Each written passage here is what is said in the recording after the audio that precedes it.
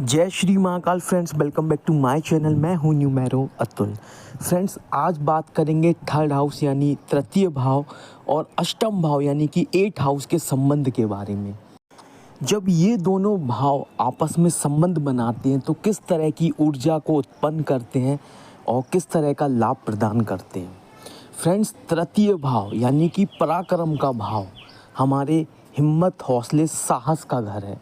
साथ ही छोटे भाई बहनों को भी तृतीय भाव से देखा जाता है। अष्टम भाव एक रहस्यमयी भाव है, एक मिस्टीरियस पावर को रिप्रेजेंट करता है। अगर तृतीय भाव का स्वामी अष्टम भाव में बैठ जाता है और अष्टम भाव का स्वामी तृतीय भाव में बैठ जाता है, कुंडली को बहुत ज़्यादा मजबूत बना देता है और बहुत ज़्यादा शुभ फल देता है। व्यक्ति को इससे बेहद ज़्यादा लाभ प्राप्त होता है, खास तौर पर धन का लाभ।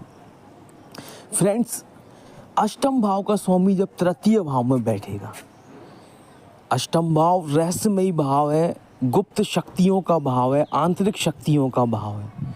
तो ये गुप्त शक्ति, आंतरिक शक्ति का स्वामी तीसरे भाव में बैठ जाएगा, यानी हिम्मत, हौसले, साहस के घर में।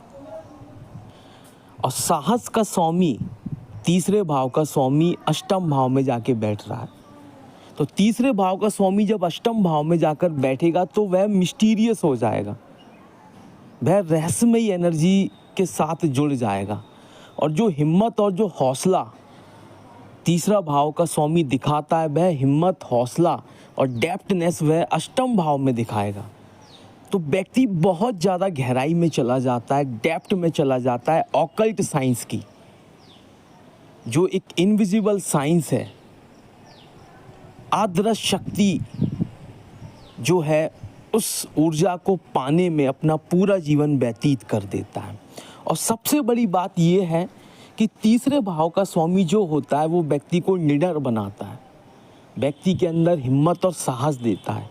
तो इसीलिए ऐसे व्यक्ति बहुत बड़े तांत्रिक बन जाते हैं, क्योंकि तांत्रिक साधना, तंत्र साधना बहुत खतरनाक होती है, उसमें जान का खतरा भी होता है। तो आम आदमी इस तंत्र विद्या का नाम सुनकर ही घबरा जाते हैं, तांत्रों का नाम सुनकर ही घबरा जाते हैं। लेकिन थर्ड हाउस यानी तीसरे भाव का स्वामी अष्टम भाव में बैठ जाता है तो व्यक्ति तांत्रिक क्रियाओं में रुचि लेता है, तांत्रिक क्रियाओं से घबराता नहीं है और खुद बहुत बड़ा तांत्रिक बन जाता है। तंत्र साधना करने लगता है, तंत्र साधना से लाभ भी प्राप्त करता है और सिद्धि भी प्राप्त करता है। वहीं अष्टम का स्वामी जो कि रहस्यमयी शक्तियों का स्वामी है, अष्टम भाव का स्वामी जो भी ग्रह हो और वो तीसरे भाव में बैठ जाता है तो वो वहाँ जाकर हिम्मत, हौसले का काम करने लगता है। किसी भी चीज़ को डिकोड करना, किसी भी रहस्य को उजागर करना उस व्यक्ति की प्रवृत्ति बन जाता है। और साथ ही तीसरा भाव संचार का भाव भी है कि जो संचार होता है, कम्युनिकेशन होता है, उस क्रिया को भी तीसरे भाव से देखा जाता है। तो इसीलिए ऐसे व्यक्ति बहुत बड़े जर्नलिस्ट बन जाते हैं, पत्रकार बन जाते हैं, जिन्हें हम खुफिया पत्रकार कहते हैं, जो समाज के ऐसे पहलू को, ऐसी खबर को, ऐसे विषय को उजागर करते हैं जो एक रहस्य है, जो दबा हुआ है। तो बहुत बड़े बड़े खुलासे ऐसे व्यक्ति कर देते हैं और ये शक्ति अगर व्यक्ति के पास है तो वो बहुत बड़ा जर्नलिस्ट बनता है कि अपने जर्नलिज्म की पावर से, अपनी पत्रकारिता से, उसकी जो खोजी प्रवृत्ति है, उस वजह से वह जन कल्याण करता है। आपने देखा होगा कई ऐसे मुद्दे होते हैं, कई ऐसे जर्नलिस्ट हैं जो बड़े बड़े मुद्दों को उजागर कर देते हैं। कई सारे भ्रष्टाचार के मामले हों, पॉलिटिकल मुद्दे हों, कोई मिस्ट्री हो, कोई मर्डर मिस्ट्री हो, कई सारी चीज़ें दब जाती हैं। लेकिन कुछ खुफिया पत्रकारों की मदद से, उनकी हिम्मत, उनकी साहस की वजह से वह चीज़ निकल कर आती है और उन लोगों को सज़ा मिलती है जो लोग गलत काम करके उसके सबूत मिटा देते हैं, उस क्रिया को छुपा देते हैं, उसको रहस्यमयी बना देते हैं।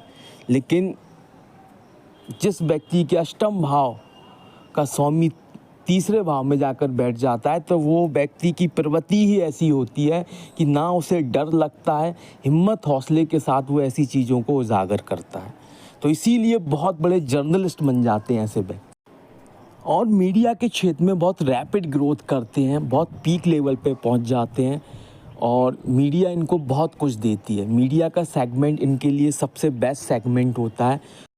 साथ ही अपनी बात को, अपनी अभिव्यक्ति को पूरी दुनिया में पहुंचा पाते हैं और विदेशों से, विदेशी ज़मीन से जो इनका जन्म स्थान है, उस जन्म स्थान से हज़ारों किलोमीटर दूर के जो लोग होते हैं उनसे भी इनका बहुत गहरा संबंध होता है, जिसका मतलब विदेशी लोगों से, फॉरेनरों से।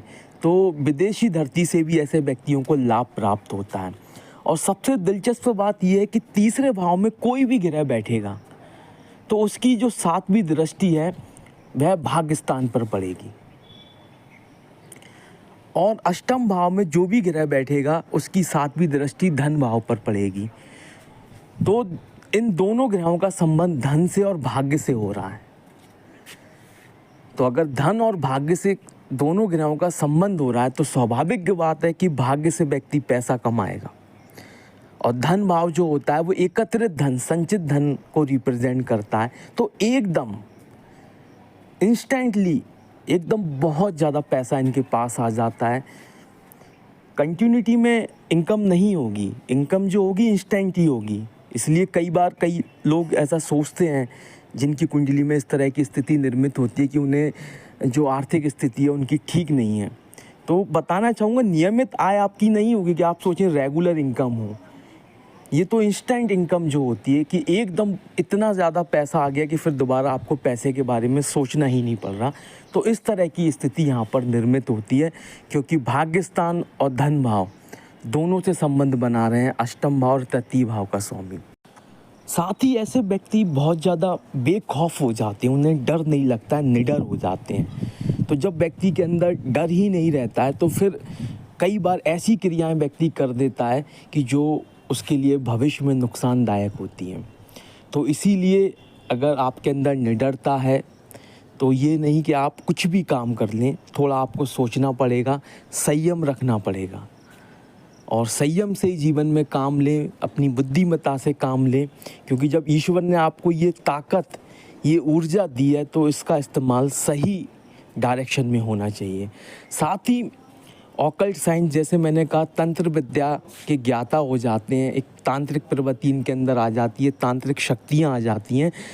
तो मैं यही सलाह चाहूँगा कि तांत्रिक शक्तियों का भी जो उपयोग है वह भी सोच समझ कर करें। अगर आप सीखना चाहते हैं, आपने समझ ली उस तंत्र विद्या को, ठीक है, लेकिन उसका उपयोग अनावश्यक नहीं होना चाहिए, अन्यथा उसका जो रिज़ल्ट होता है बहुत ख़तरनाक होता है और इनके लिए एक आत्मघाती साबित होती हैं फिर इस तरह की शक्तियाँ।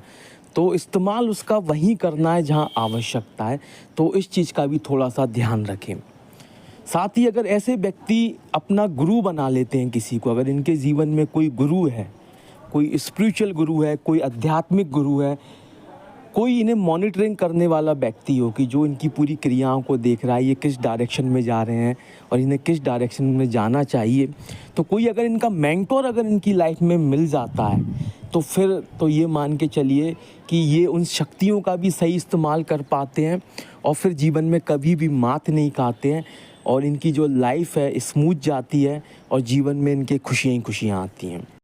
साथ ही फ्रेंड्स, जब ये स्थिति कुंडली में बनती है तो लोगों की उम्मीद बहुत होती है इनसे, हर कोई इनसे एक्सपेक्टेशन रखता है कि ये उनकी मदद करें।